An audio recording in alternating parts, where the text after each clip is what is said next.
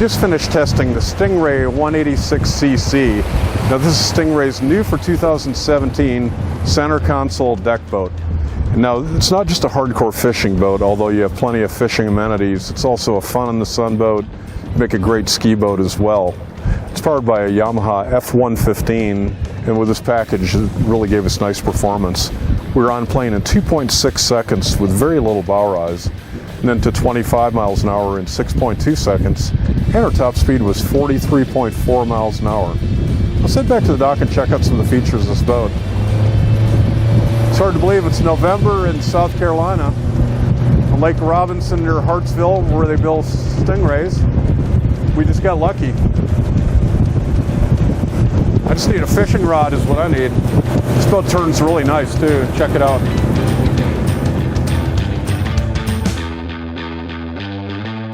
Well, Barry, this is something I've never seen in a Stingray before. We have a center console here. How did that come about? Well, we have looked into the marketplace for development in our deck boat series of boats, and our next decision was, our next option looked like put a center console deck boat together and see what we could do to introduce into that market. Well, I'm from Florida, and I guarantee you this is going to be a home run down there. Now, one of the coolest features about this is this huge casting deck. What all do we have going on up there? Well, first off, you have all the room in the world to work around as a casting deck, and with all of the features and everything else that allow you to have a fishing option if you want to. But we also have it coming with options for cushions as a layout deck and everything else for the deck boat style. We have storage underneath, 2 compartments on either side. We have anchor storage in the front. We have the ability to put a trolling motor on the front, pedestal seat, and but it all depends on what your mode of use is going to be as to how you want to use the boat. You know, one thing I really like too is that centerline cleat.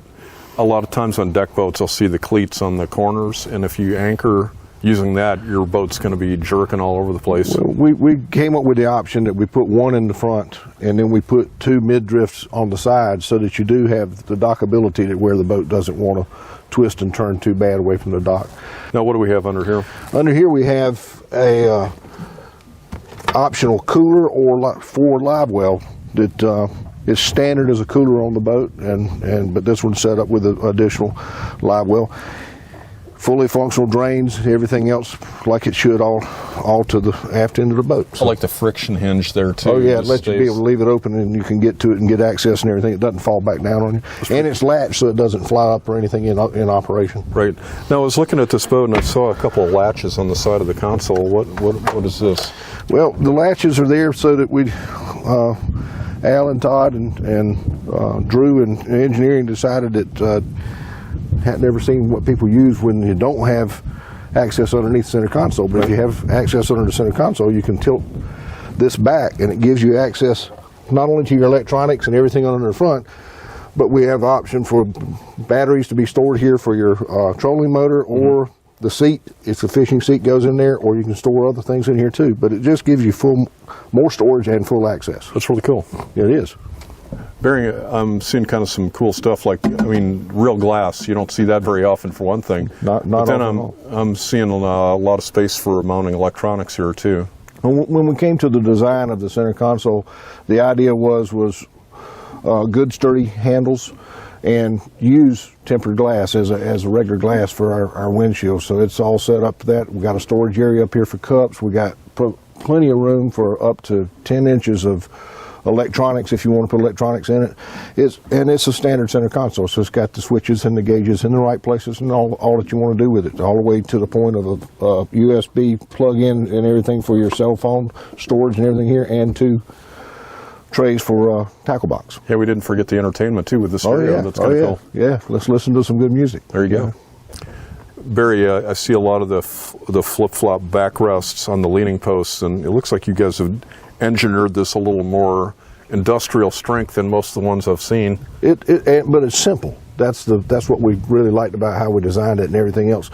That it's just a latch on each side, and you've got a leaning post when you're driving and you were standing and you just want a leaning post against, or you can slide the little sliders up and you can lean it back and you have a full sitting console. the other neat thing about this centerpiece is whether you're in this mode or in the leaning forward mode, you have, this is standard option, this is a live well. Nice. So this is the live well for the boat. That's a huge one too. It is.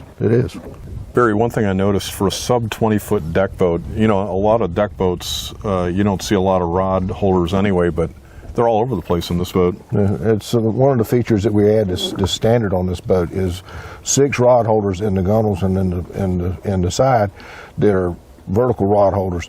You have 6 that hold rods standard on either side of the center console, and then you have rod storage of 4, 2 on each side in the gunnels that are recessed in fiberglass panels that are on each side of the boat. That's almost enough. If you're an honest fisherman, that might not be enough. No, I know. For more information on the Stingray 186cc and other great boats, go to boatingworld.com. Malin Jones, and we'll see you out on the water. On this boat, you'll see me with a fishing rod in hand for sure.